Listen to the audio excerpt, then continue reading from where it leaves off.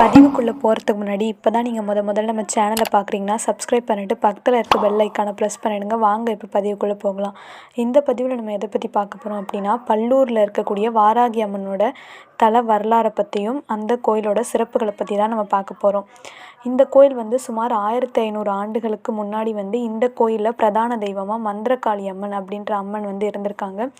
இந்த அம்மனை வந்து என்ன பண்ணியிருக்காங்க அப்படின்னா, அந்த காலத்தில் ஒரு மந்திரவாதி என்ன பண்ணியிருக்காங்க அப்படின்னா, அம்மனை வந்து கட்டி போட்டிருக்காங்க. இப்படி ரொம்ப நாள் இருந்து கட்டி போட்டு ஊர் மக்கள்லாம் ரொம்ப கொடுமை பண்ணிட்டு வந்திருக்காங்க.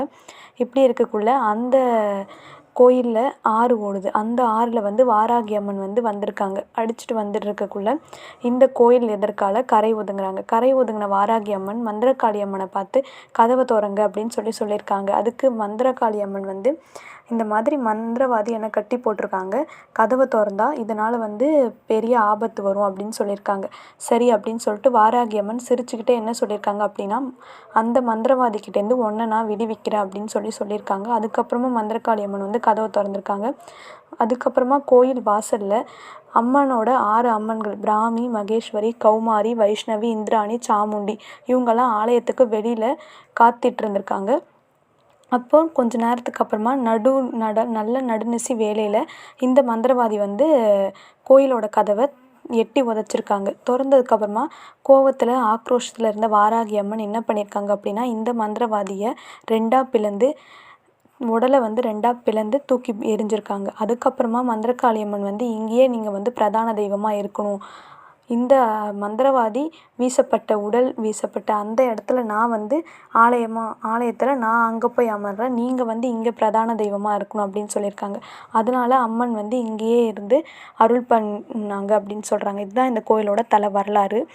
அதே மாதிரி ஆலயத்தோட முகப்பில் சங்கு, சக்கரம், அபாயம், வரதம் தாங்கிய திருக்கோலத்தில் நம்ம வாராகி தேவியை வந்து அருள் புரிக்கிறாங்க அப்படின்னு சொல்கிறாங்க. அன்னையோட இரு புறத்திலையும் அன்னையோட தோழிகள் வந்து அதாவது ஆக்ரோஷமாக இருக்கிற அன்னையை சாந்தப்படுத்துறதா சொல்கிறாங்க. கோபுர வாயிலில் இருக்கக்கூடிய உட்புற சுவர்களில் பிரத்யங்கரா, ஸ்வர்ணாகாஷ்ண பைரவர் இவங்கெல்லாம் அருள் பாலிக்கிறதா அப்படின்னு சொல்கிறாங்க.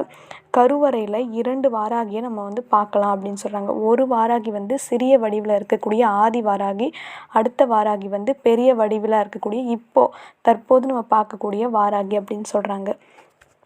இந்த பெரிய வாராகி அம்மனோட பக்கத்தில் 6 மாதர்கள், அதாவது பிராமி, மகேஸ்வரி, கௌமாரி, வைஷ்ணவி, இந்திராணி, சாமுண்டி இவங்களோட சிற்பங்கள்லாம் பொறிக்கப்பட்டிருது அப்படின்னு சொல்கிறாங்க. அதே மாதிரி இந்த கோயிலில் ஒரு வளர்பிறை மற்றும் தேய்பிறை பஞ்சமி அன்றும் பக்தர்கள் வந்து வாழை இலையில் அரிசி பரப்பி உடைத்த தேங்காயை 2 தேங்காயை உடைச்சி ஒரு தேங்காயை உடைச்சி அந்த தேங்காய் மூலையில் நெய் தீபம் ஏற்றி வழிபாடு பண்ணுறதா சொல்கிறாங்க.